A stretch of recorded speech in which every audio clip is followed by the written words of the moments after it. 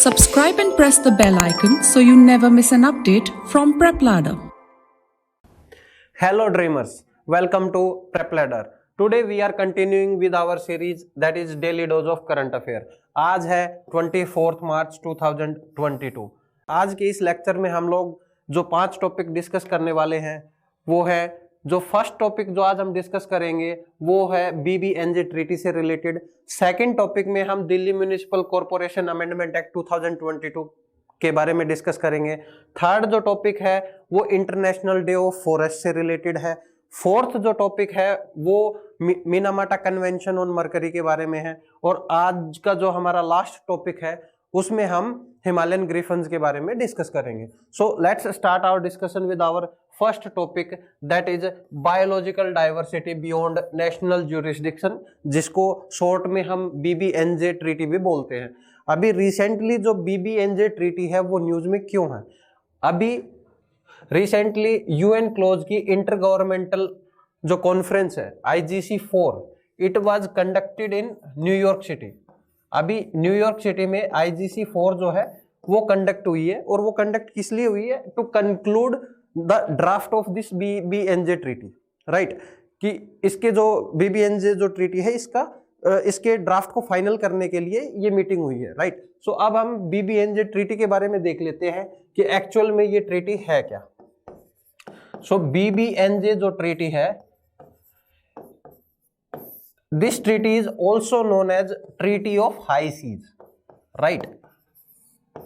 इसको treaty of high seas भी बोलते हैं। अब इस बीबीएनजे ट्रीटी का मेन ऑब्जेक्टिव क्या है? Conservation and sustainable use of marine biological diversity in areas beyond the national jurisdiction. Means conservation and sustainable use of marine resources beyond national jurisdiction. National jurisdiction से बाहर जो marine resources हैं उनका conservation और उनका sustainable use जो है इसका मेन ऑब्जेक्टिव है। और इसको ट्रीटी ऑफ हाई सीज क्यों बोलते हैं? क्योंकि नेशनल ज्यूरिसडिक्शन से बाहर बियॉन्ड जो सी है वो उसको हाई सी भी बोलते हैं।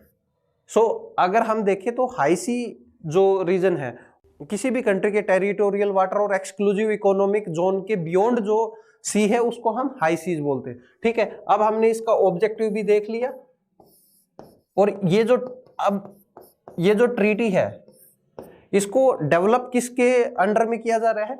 It is being developed under the framework of UNCLOS. अब यूएन क्लोज जो है, जैसा कि आपको पता है कि UNCLOS it is a convention on law of sea, right? ये करता क्या है? It govern human activities on the sea. ये सी में ह्यूमन की जो एक्टिविटीज है उनको गवर्न करता है यूएन क्लोज। ठीक है, अभी हमने इस ट्रीटी के बारे में देख लिया है।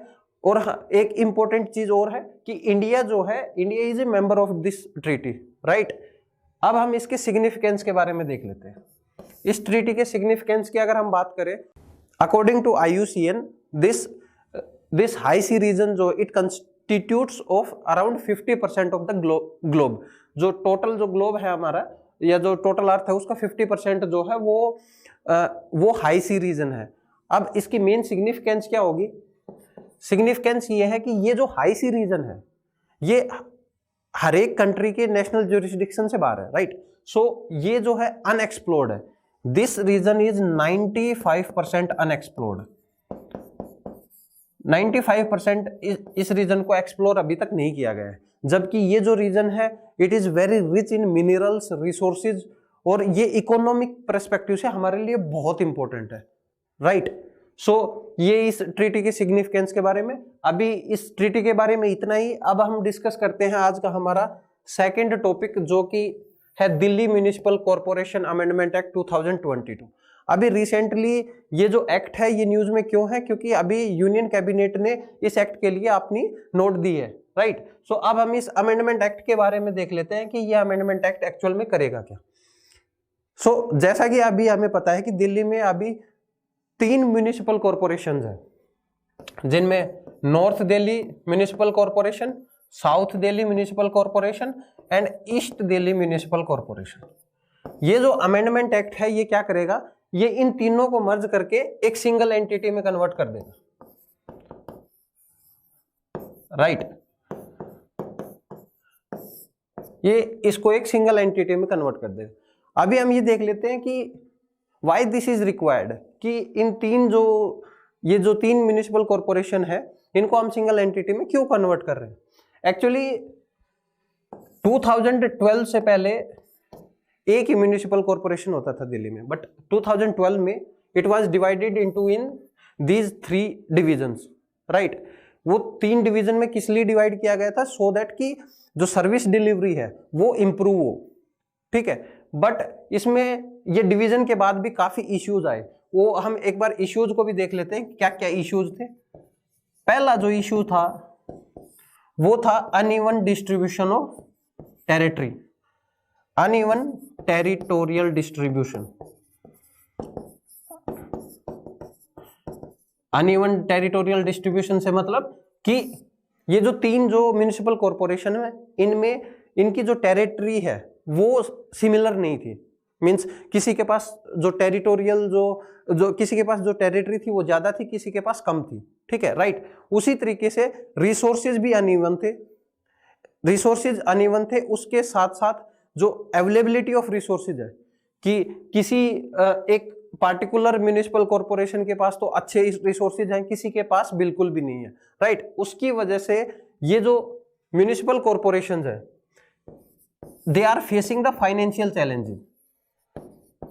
अब इन सब चैलेंजेस की वजह से इनकी जो फाइनेंशियल कंडीशन है म्युनिसिपल कॉरपोरेशन की वो अच्छी नहीं है। वो अभी मतलब जो फाइनेंशियल चैलेंज ये फेस कर रही हैं इसकी वजह से ये टाइमली मतलब जो उनके एम्प्लॉइज हैं उनको सैलरी भी प्रोवाइड नहीं कर पा रहे हैं। सो ये जो अमेंडमेंट एक्ट है ये इन तीनों को मर्ज करेगा एक सिंगल एंटिटी में, राइट, कि सो दैट कि जो इश्यूज हमने डिस्कस किए हैं कि अनइवन टेरिटोरियल डिस्ट्रीब्यूशन और रिसोर्सेज वाला, वो जो चैलेंजेस वो जो इश्यूज हैं उनको हम टैकल कर पाए, राइट। इस टॉपिक में इतना ही। अब हम डिस्कस करेंगे आज का हमारा 3rd टॉपिक जो कि है इंटरनेशनल डे ऑफ फॉरेस्ट के बारे में। अभी रिसेंटली जो है यूएन ने 21 मार्च 21 मार्च को इंटरनेशनल डे ऑफ फॉरेस्ट जो है यूएन सेलिब्रेट करता है, right. So international day of forest जो है वो यूएन सेलिब्रेट क्यों करता है, हम एक बार इसका ऑब्जेक्टिव देख लेते हैं। ऑब्जेक्टिव क्या है कि to create awareness among the public about the importance of forest, कि फॉरेस्ट जो है वो हमारे लिए कितने इंपॉर्टेंट है, वो चीज उस चीज के बारे में पब्लिक में अवेयरनेस क्रिएट करने के लिए ये इसका मेन ऑब्जेक्टिव है, राइट। अब हम यहाँ पे जब फॉरेस्ट की इंपॉर्टेंस की बात कर ही रहे हैं तो यहाँ पर हम इंडिया का जो फॉरेस्ट का जो स्टेटस है वो एक बार देख लेते हैं। अब इंडिया के फॉरेस्ट के स्टेटस के बारे में हमें जानकारी कौन देता है, ISFR। ये एक रिपोर्ट है, Indian state of forest report जिसको बोलते हैं। ये 2 साल में रिलीज होती है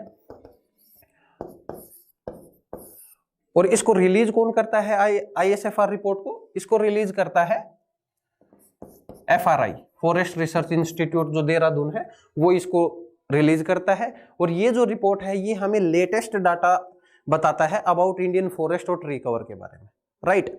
सो अब हम देख लेते हैं इसके कुछ की पॉइंट जो हमारे एग्जाम पर्सपेक्टिव से काफी इंपॉर्टेंट है। इस पर यूपीएससी 2019 में भी एक क्वेश्चन पुट कर चुका है, राइट। अभी हम उसके ISFR रिपोर्ट 2021 के की पॉइंट्स के बारे में डिस्कस करते हैं।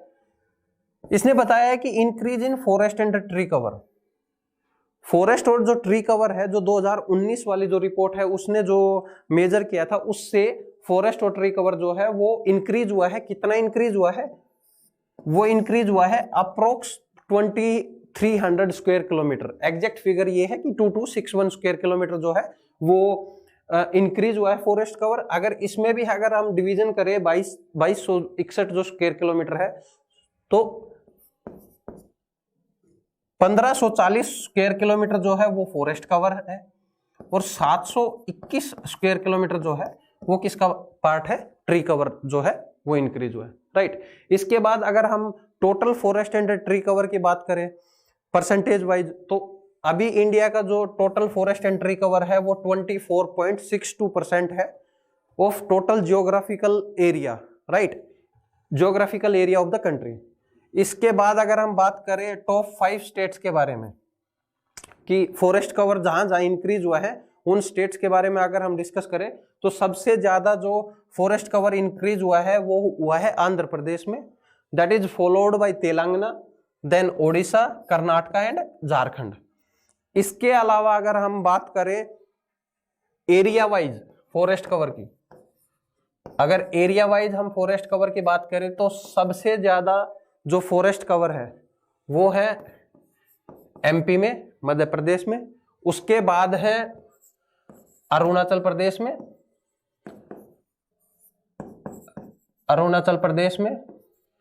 उसके बाद है छत्तीसगढ़ में, and then Odisha and Maharashtra, right. ये 5 स्टेट्स हैं एरिया वाइज जो डिस्ट्रीब्यूशन है फॉरेस्ट का उसको बता रहे हैं। इसके अलावा ISFR रिपोर्ट जो 2021 है इसने कुछ इश्यूज भी रेज किए हैं। वो कंसर्न क्या क्या है कि फॉरेस्ट कवर जो है नॉर्थ ईस्ट में जो है फॉरेस्ट कवर में डिक्लाइन आया है, राइट। और दूसरा जो मेजर जो इश्यू इसने हाईलाइट किया है वो क्या है कि डिग्रेडेशन ऑफ नेचुरल फॉरेस्ट, जो हमारे नेचुरल फॉरेस्ट है वो डिग्रेड हो रहे हैं, राइट। सो इस टॉपिक में इतना ही। अब हम डिस्कस करते हैं आज का हमारा 4th टॉपिक जो कि है मीनामाटा कन्वेंशन के बारे में। अब जैसा कि आप सभी को पता है कि जो मीनामाटा कन्वेंशन है वो किससे रिलेटेड है, मरकरी से रिलेटेड है। तो अब हम देख लेते हैं कि ये न्यूज में क्यों था। जो मीनामाटा कन्वेंशन है अभी रिसेंटली जो है इंडोनेशिया में मीनामाटा कन्वेंशन की COP4 जो है वो इंडोनेशिया ने होस्ट की है, राइट। सो इंडोनेशिया ने वहां पे एक ग्लोबल कॉल दिया है to tackle the illegal trade of mercury. अब एग्जाम पर्सपेक्टिव से अगर हम देखें तो हमारे लिए इंपॉर्टेंट क्या है कि Minamata convention on mercury actual में है क्या। ये जो मीनामाटा कन्वेंशन ऑन मरकरी जो है, एक तो जैसा कि नाम से ही पता चल रहा है कि ये मरकरी से रिलेटेड है। इसके अगर मेन ऑब्जेक्टिव की अगर हम बात करें तो वो क्या है कि to protect the human and environment health from the adverse effect of mercury. जैसे कि हमें पता है कि मरकरी के काफी एडवर्स इफेक्ट होते हैं ऑन हेल्थ। सो ह्यूमन की हेल्थ भी और एनवायरमेंट की हेल्थ की, दोनों की हेल्थ को प्रोटेक्ट करना जो है वो इसका मेन ऑब्जेक्टिव है मीनामाटा कन्वेंशन का, ठीक है। मीनामाटा जो कन्वेंशन है इसको एग्री कब किया गया था, 2013 में इसको एग्री किया गया था जेनेवा में, राइट।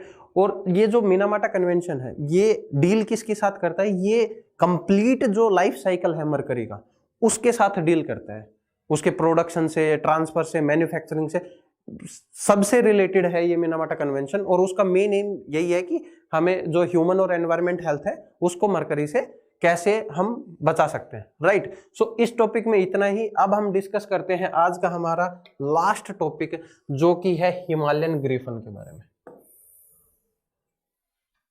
जनरली यूपीएससी जो है स्पीसी बेस्ड क्वेश्चन भी पुट करता है, सो उस पर्सपेक्टिव से हमारे लिए ये हिमालयन ग्रिफन जो है वो इंपॉर्टेंट है। सबसे पहले हम देख लेते हैं कि जो हिमालयन ग्रिफन है ये एक्चुअल में न्यूज में क्यों है। अभी रिसेंटली क्या है कि असम में अराउंड 100 हिमालयन ग्रिफन जो है उनकी डेथ हो गई है, राइट। और उसकी डेथ का जो रीजन है वो पॉइजनिंग बताया जा रहा है। सो अब हम हिमालयन ग्रिफन के बारे में देख लेते हैं कि एक्चुअल में हिमालयन ग्रिफन क्या है। जो हिमालयन ग्रिफन है उनका जो साइंटिफिक नेम है वो है जिप्स हिमालयनेसिस, राइट। अब हम ये जो हिमालयन ग्रिफन है ये जैसा कि आपको इमेज में दिख रहा है कि ये एक वल्चर है, राइट। और अब हम इसके डिस्ट्रीब्यूशन के बारे में बात करें तो जो हिमालयन ग्रिफन है ये कहां पर मिलते हैं, दे फाउंड इन द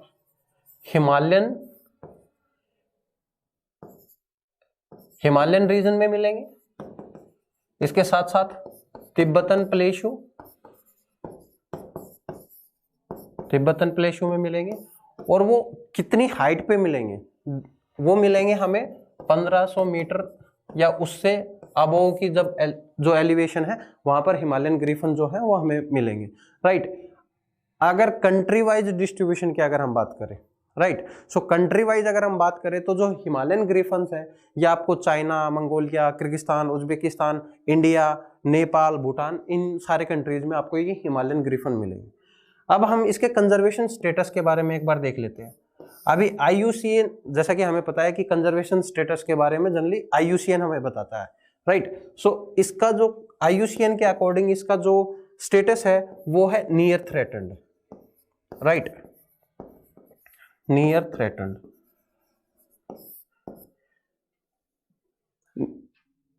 इसके बाद एक बार जो ये वल्चर्स हैं, इनमें इनके जो मेन कोज है, मीन्स जो मेन चैलेंज है इन वल्चर्स के लिए, वो क्या है कि इनकी जो मोर्टेलिटी है वो सबसे ज्यादा है डाइक्लोरोफिनेक की इंजेक्शन की वजह से होती है, डाइक्लोरोफिनेक। जैसा कि हमें पता है कि ये जो वल्चर हैं ये किस पे फीड करते हैं, ये फीड करते हैं remains of the dead animals. जो डेड एनिमल्स हैं उनको ये मतलब खाते हैं। तो उसमें एक्चुअल में जो डाइक्लोरोफिनेक है ये एक एंटी इन्फ्लेमेटरी ड्रग है जो हम अपने लाइव स्टॉक में यूज करते हैं। बट ये जो डाइक्लोरोफिनेक है, जब ये वल्चर जो है ये उनकी डेड बॉडीज को जब खाते हैं तो ये जो डाइक्लोरोफिनेक है ये वहां से इनमें ट्रांसफर हो जाता है। और ये जो डाइक्लोरोफिनेक है ये एक्चुअल में करता क्या है, किडनी फेलियर, किडनी फेलियर। जो वल्चर्स है उनकी किडनी को फेल कर देता है, जो कि उनकी डेथ का एक मेन रीजन बनता है, राइट। सो इस टॉपिक में इतना ही। आज के लेक्चर को हम लोग यही फिनिश करते हैं। अब हम कल फिर मिलेंगे। अगर आपको ये वीडियो पसंद आई हो तो please like, share and subscribe our channel. Thank you, keep studying.